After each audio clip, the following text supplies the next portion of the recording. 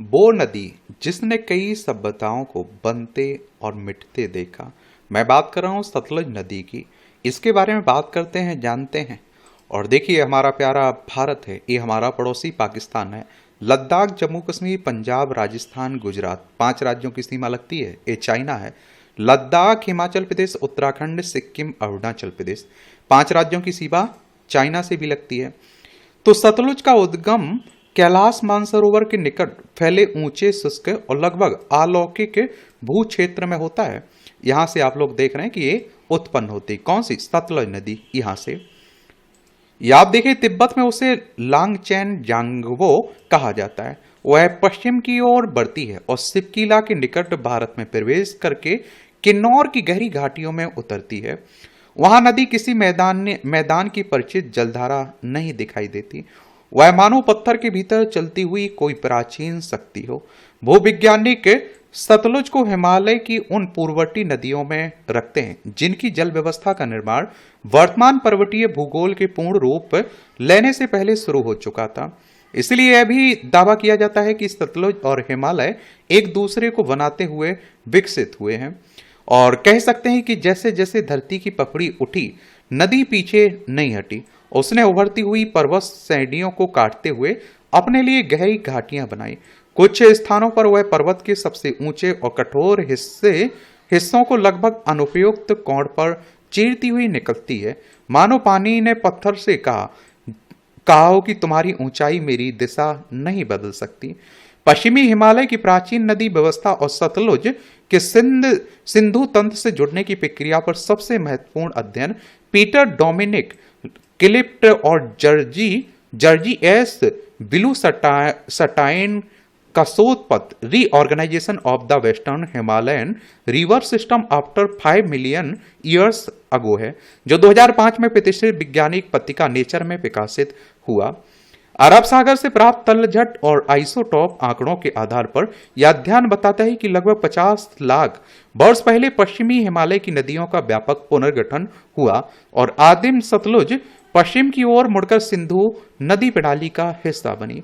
लीला Maria बेस्पोली, the Carvalho और Charles Jones की the monsoons and climate change observations and modelling और Peter Dominic Clift तथा तारा and जोनेल के भूगर्भीय अनुसंधान बताते हैं कि आज हम जिस सतलुज को जानते हैं वह केवल बहता हुआ पानी नहीं, वह लाखों वर्ष पहले हुए एक भूगर्भीय रिवर के कैप्चर की जीवित परिणति है। सभ्यताओं का भूगोल बदलने वाली नदी, और यही उसकी कहानी और भी विस्मयकारी हो जाती है, क्योंकि सतलुज ने केवल पर्वत नहीं काटे, उसने अपना रास्ता बदलकर सभ्यताओं का भूगोल भी बदला है। उसका एक बड़ा प्रभाव वर्तमान मार्ग से बहुत दूर दक्षिण पूर्व की ओर जाता हुआ घग्गर हाकड़ा प्रणाली में प्रवेश करता था। अर्थात आज पंजाब और पाकिस्तान की ओर बहने वाली नदी ने किसी समय हरियाणा, राजस्थान और चौलिस्तान की दिशा में अपना विशाल जल बहाया था। बाद में वह पुराने नदी पाट को छोड़कर पश्चिम की ओर मुड़ गई। इसके समानांतर भारतीय साहित्य ने नदी की बेचैनी को अपने ढंग से याद रखा। वैदिक साहित्य में उसका नाम सुतोदी के रूप में मिलता है। महाभारत में वह सतलुज और है जो 100 धाराओं वाली नदी है। इससे पहले कथा है कि ऋषि वशिष्ठ अपने दुख में नदी में कूद पड़े, लेकिन नदी उन्हें अग्नि के समान प्रचंड समझकर 100 धाराओं में विभक्त हो गई, उन्हें मरने नहीं दिया। कह सकते हैं कि सतलुज इस प्रकार एक साथ 2 भाषाओं में लिखी हुई नदी है। चट्टानों की भाषा में वह प्रभाव परिवर्तन और अवसाद की कथा में, महाकाव्य की भाषा में वह 100 भुजाओं फैलाकर एक दुखी मनुष्य को बचाने वाली नदी। कैलाश के पश्चिम में ऊपरी सतलुज घाटी प्राचीन झांगझुंग सभ्यता से जुड़ी रही। तिब्बत बौन परंपरा में झांगझुंग एक शक्तिशाली सांस्कृतिक संसार था और जिसकी स्मृतियां पश्चिमी तिब्बत, लद्दाख और हिमालयी दर्रों तक फैली हुई है। सतलुज के निकट क्यूंग लोंग को गरुड़ का रजत महल कहा जाता है। उसके खंडहर इसी रहस्यमय सभ्यता से जोड़े जाते हैं। भारत में प्रवेश के बाद भी नदी ने सीमा की तरह नहीं, भीड़ों में रास्ते की तरह काम किया है और सिपकीला के कठिन मार्ग से सदियों तक व्यापारी और चरवाहे और यात्री आते जाते रहे। तिब्बत से ऊन और नमक उतरता था। भारतीय क्षेत्र से अनाज, गुड़ और दूसरी आवश्यक वस्तुएं ऊपर जाती थी। महापंडित राहुल सांकेत्यायन इन्हीं रास्तों से हजारों तिब्बती बौद्ध ग्रंथों की पांडुलिपियों को खच्चरों पर लादकर बिहार लेकर आए थे। 1962 के भारत चीन युद्ध के बाद इन पारंपरिक मार्गों पर कठिन सीमा उतर आई। वह रास्ता जिस पर कभी पशुओं की घंटियों, कारवा की आवाज सुनाई देती थी, सैनिक चौकियों और अनुमति पत्रों के भूगोल में बदल गया। 1990 के दशक में सीमित व्यापार फिर आरंभ हुआ, लेकिन पुरानी दुनिया लौट नहीं सकी। सतलुज यहां भी इतिहास का वही नियम दिखाती है। मनुष्य जिस जगह सीमा बनाता है, नदी वहां संबंध का पुराना प्रमाण छोड़ जाती है और पहाड़ों से मैदान में उतरते ही सतलुज का चरित्र बदलता है। सतलुज का बदलता चरित्र। ये सतलुज केवल जीवनदायी धारा नहीं रही, कई बार उसने तय किया कि साम्राज्य कहां समाप्त होगा और दूसरा प्रभुत्व कहां से शुरू होगा। 1809 में महाराजा रणजीत सिंह और ईस्ट इंडिया कंपनी के बीच हुई अमृतसर की संधि ने सतलुज को एक महत्वपूर्ण राजनीतिक सीमा बना दिया और 25 अप्रैल 1809 को ब्रिटिश प्रतिनिधि चार्ल्स टी मेटकॉफ और महाराजा रणजीत सिंह के बीच अमृतसर में संधि के दस्तावेज इसकी पुष्टि करते हैं। जोसेफ डीवी कनिंघम की हिस्ट्री ऑफ सिक्स और सिख इतिहास के जानकार पूर्व राज्यसभा सांसद, पूर्व अल्पसंख्यक आयोग के राष्ट्रीय अध्यक्ष तरलोचन सिंह का तो यह भी तर्क है कि किस तरह एक सिख शासक के अधीन बहुसंख्यक इस्लामिक प्रजा अमन चैन और प्रसन्नता से रही थी, और क्योंकि इंसानियत की ही सतलुज के पानी की तासीर है। नदी के पश्चिम में रणजीत सिंह की शक्तिमान हुई और जबकि पूर्व के राज्यों पर ब्रिटिश संरक्षण बढ़ा। यह एक असाधारण क्षण था। करोड़ों वर्ष की भूगर्भीय यात्रा से बनी जलधारा को कुछ अनुच्छेदों की संधि ने साम्राज्य की रेखा में बदल दिया, लेकिन नदी से बना यह अंतराल स्थायी नहीं था। दिसंबर 1845 में खालसा सेना ने सतलुज पार की और ब्रिटिश सत्ता ने इस पार गमन को युद्ध की घोषणा की तरह पड़ा और प्रथम एंग्लो सिख युद्ध आरंभ हो गया। युद्ध की निर्णायक लड़ाई फरवरी 1840 में सोबराव के निकट सतलुज के किनारे लड़ी गई। सिख सेना ने सतलुज के पास मजबूत मोर्चा बनाया था और पीछे जाने के लिए नौकाओं पर आधारित एक अस्थायी पुल था, और कई जगहों पर इसका जिक्र है कि सतलुज लगातार वर्षा से उफन रही थी। युद्ध के दौरान पुल टूट गया, पीछे हटते अनेक सैनिक नदी और शत्रु के बीच फंस गए। पानी जो कुछ समय पहले रक्षा रेखा था, अचानक मृत्यु की दीवार बन गया। सोबरो में पराजय ने लाहौर दरबार की शक्ति तोड़ दी और प्रथम एंग्लो सिख युद्ध के अंत का मार्ग बनाया। इस लड़ाई की ब्रिटिश चित्रकला में सतलुज पृष्ठभूमि दिखाई देती है, लेकिन वास्तविक इतिहास में नदी पृष्ठभूमि नहीं थी। वह युद्ध की एक सक्रिय शक्ति थी। सीमा, खाई, वापसी का मार्ग और अंततः जाल।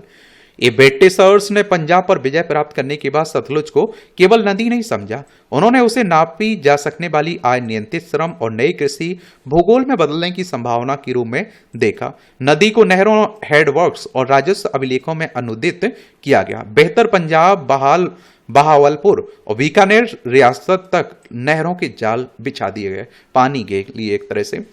या आप देखिए 20वीं सदी के आरंभ में सतलुज वैली प्रोजेक्ट औपनिवेशिक भारत की सबसे महत्वाकांक्षी सिंचाई योजनाओं में शामिल हुआ। यह ब्रिटिश पंजाब, बहावलपुर और बीकानेर से जुड़ी एक विशाल परियोजना थी। 4 प्रमुख हेडवर्क्स और 11 नहरों की योजना के माध्यम से लाखों एकड़ शुष्क भूमि तक पानी पहुंचाने की कल्पना की गई। और यह परियोजना केवल सिंचाई नदी नहीं थी, यह समाज निर्माण का औपनिवेशिक प्रयोग भी थी। नहर के साथ नई बस्तियां आई, खेतों की नई सीमाएं बनी, भूमि का मूल्य बढ़ा, प्रवास हुआ और राजस्व की नई प्रणालियां खड़ी हुई। बीकानेर के महाराजा गंगा सिंह के लिए सतलुज का पानी अकाल से त्रस्त राज्य को बचाने का माध्यम था। बहावलपुर के लिए वह रेगिस्तानी भूमि को कृषि क्षेत्र में बदलने वाली शक्ति थी, और ब्रिटिश शासन के लिए वह राजस्व, कपास, गेहूं और राजनीतिक नियंत्रण का स्रोत था। एक ही पानी 3 अलग अलग कल्पनाओं में बह रहा था: जीवन रक्षा, राज्य निर्माण और साम्राज्यिक लाभ। नहरों ने समृद्धि पैदा की, लेकिन साथ ही एक नया सामाजिक अनुशासन भी बनाया। पानी किसे मिलेगा, कितनी देर मिलेगा, कौन सी भूमि कमांड एरिया में आएगी, कौन सी बाहर रह जाएगी। इन नहरों ने किसानों, जमींदारों, राज्य के बीच एक नए शक्ति संबंध रचे। 1947 में पंजाब को विभाजित करते समय मनुष्यों, जमीनों और नहरों के साथ साथ जल व्यवस्था भी काटी गई, लेकिन नहरों का भूगोल धार्मिक जनसंख्या के नक्शे के अनुसार नहीं बना था। किसी नहर का हेडवर्क भारत में रह गया, जबकि उससे सिंचित क्षेत्र खेत पाकिस्तान में चले गए। सीमा ने नियंत्रण को एक देश और निर्भरता को दूसरे देश में रख दिया। फिरोजपुर के हेड वर्क्स इसका सबसे नाटकीय उदाहरण बने। क्या है सिंधु जल संधि? इसकी भी खूब चर्चाएं होती रहती हैं। अप्रैल 1948 में एक अंतरिम व्यवस्था समाप्त होने के बाद पूर्वी पंजाब ने दीपालपुर नहर और ऊपरी बारी दो आब प्रणाली की कुछ पाकिस्तानी शाखाओं की जलपूर्ति रोक दी। विभाजन की हिंसा के केवल 8 महीने बाद नदी ने दोनों देशों को बताया कि राजनीतिक स्वतंत्रता जल निर्भरता को समाप्त नहीं करती। 1960 की सिंधु जल संधि ने एक असाधारण लेकिन कठोर समाधान प्रस्तुत किया। रावी, ब्यास, सतलुज जैसी पूर्वी नदियों का मुख्य उपयोग भारत को मिला। सिंधु, झेलम, चेनाब जैसी पश्चिमी नदियां मुख्यतः पाकिस्तान के हिस्से में आई। स्वतंत्र भारत ने सतलुज में साम्राज्य की आय से भिन्न सपना देखा। भाखड़ा नांगल परियोजना में नदी राष्ट्रीय पुनर्निर्माण, बिजली, सिंचाई और खाद्य सुरक्षा की शक्ति बनी। हिमालयी दर्रे में खड़ी विशाल कंक्रीट की दीवार उस युग के विश्वास का स्मारक थी, जिसमें लगता था कि वैज्ञानिक योजना भारत को भूख, अकाल और पिछड़ेपन से मुक्त कर सकती है। देश के पहले प्रधानमंत्री पंडित जवाहरलाल नेहरू ने भाखड़ा को पुनरुत्थानशील भारत का नया मंदिर कहा। यह वाक्य केवल बांध की प्रशंसा नहीं थी, यह आधुनिकता की नई धार्मिक भाषा थी। अब चमत्कार देवता नहीं, अभियंता करेंगे। अब पवित्रता प्राचीन अवशेषों में नहीं, बिजली घर और सिंचाई नहर में होगी। भाखड़ा ने वास्तव में उत्तर भारत को बदला। बिजली पैदा हुई, नहरों का विस्तार हुआ, पंजाब, हरियाणा, राजस्थान के खेतों को पानी मिला। बाद में हरित क्रांति की उच्च उपज वाली खेती को जिस नियंत्रित सिंचाई की आवश्यकता थी, उसमें सतलुज का निर्णायक योगदान था। भारत की खाद्य असुरक्षा कम हुई और पंजाब राष्ट्रीय अन्न भंडार बन गया। लेकिन सतलुज जैसी नदियों को मंदिर बनाने की भी एक मानवीय कीमत थी। या आप देखिए, जलाशय के नीचे पुराने बिलासपुर नगर, गांव, रास्ते, खेत और स्मृतियां चली गईं और विस्थापित लोगों के लिए राष्ट्रीय विकास किसी बांध की ऊंचाई नहीं था, वह पानी के नीचे छूट गया घर था। आधुनिक भारत ने इस सतलुज से अन्न और बिजली ली, लेकिन बदले में उसे अपनी ऋतुओं का स्वाधीन क्रम छोड़ना पड़ा। बांध के नीचे नदी अब बर्फ, वर्षा और मौसम के अनुसार नहीं, टरबाइन, जलाशय और सिंचाई आदेश के अनुसार बहने लगी।